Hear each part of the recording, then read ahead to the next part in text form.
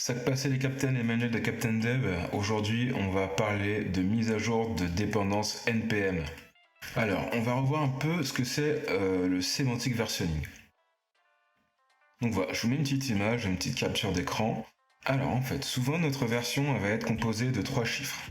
Ok, on va avoir le premier chiffre pour la version majeure, le deuxième chiffre pour la version mineure, et le troisième chiffre pour le patch. Donc derrière ces 3 chiffres, il y a toujours 3 significations possibles.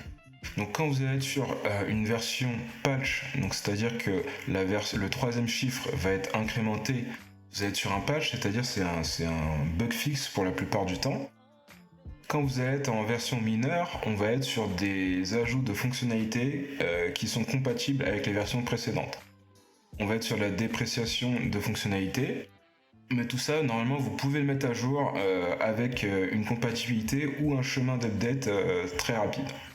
Quand on est sur de la version majeure maintenant, c'est là où on va faire ce qu'on appelle des breaking changes. Les breaking changes, c'est des changements qui vont impacter le fonctionnement de votre application.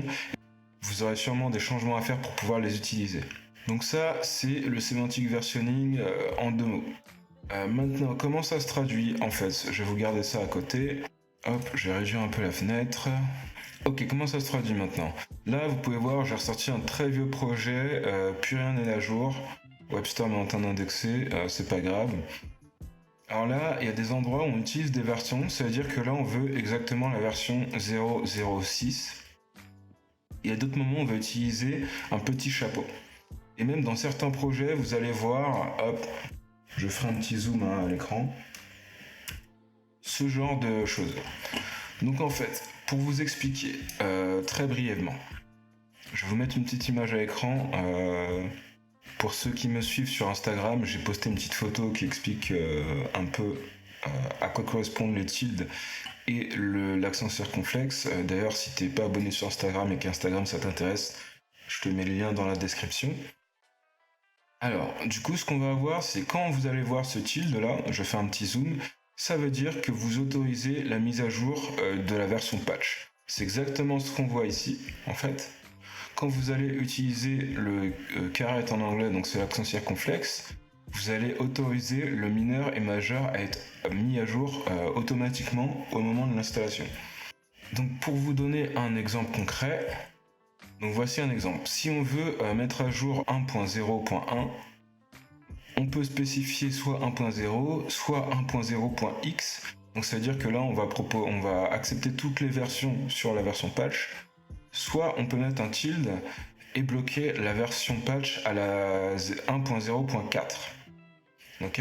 De la même manière, l'accent circonflexe, lui, va fonctionner sur à la fois le patch et le minor. Ok, donc là, on va faire un petit npm version. Bam, on va avoir les versions de nos produits, de nos packages, pardon. Et là, on se rend compte que mon projet Visual il est en 0.5.5.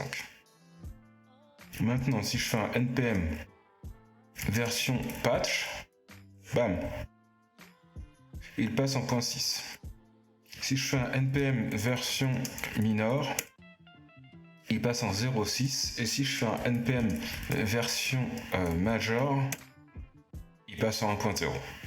Donc ça vous permet de gérer les versions dans vos packages et les versions dans les packages que vous utilisez, elles vont être gérées avec ce fameux tilde et ce fameux accent circonflexe. Voilà, cette image elle récapitule pas mal de choses. Je vous mettrai les liens de la doc si vous voulez plus d'infos. Maintenant, revenons-en à nos moutons. Maintenant, si on veut utiliser quelques outils pour voir où en sont nos packages npm, là je suis quand même dans un vieux projet, on va aller utiliser par exemple npm outdated.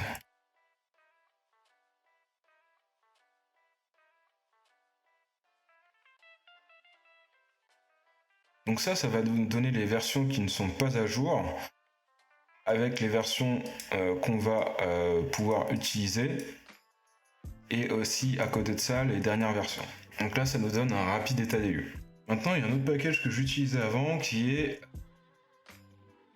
NodeCheck Update. Donc NCU nous donne la même chose et nous propose d'updater directement le package.json. Donc celui-là il est un peu vieux quand même. Et depuis j'utilise un package qui s'appelle npm check.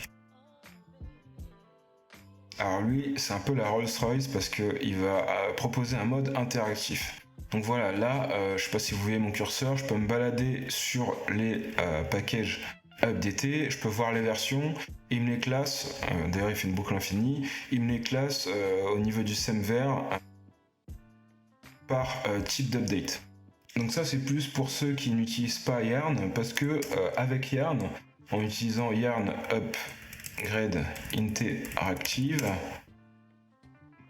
petite erreur, je vais aller dans un autre projet, bam, et je vais utiliser la même commande, parce que Yarn n'était pas installé dans ce projet à l'époque, je l'utilisais pas du tout. Donc avec Yarn upgrade interactive, on va avoir la même chose. Donc ça vous donne un mode un peu plus interactif, quoique là ils sont pas classés par type de release. Donc voilà, c'est un début avec Yarn, mais c'est quand même plus lisible avec npm check. Hop, je vais le remettre. -u, bam. Voilà, là on voit vraiment toutes les releases, et c'est d'autant plus lisible. Et d'ailleurs, il nous met bien en avant le fait que ce soit des dev dependencies. Donc ça, c'est plutôt cool. Donc voilà, j'espère que cette vidéo t'a plu. Si c'est le cas, je te laisse mettre un petit pouce bleu, t'abonner à la chaîne, sans oublier la cloche, hein, comme d'habitude. Si t'es pas encore abonné au Captain Club, c'est le moment de le faire. Le lien est dans la description. Et il y a un autre projet aussi dont j'ai peu parlé, c'est la Captain Academy. Là, ce sera des cours en ligne. Donc si ça t'intéresse, je te mets tous les liens dans la description. Mais surtout, n'oublie pas de t'abonner et de partager. Allez, à bientôt, ciao!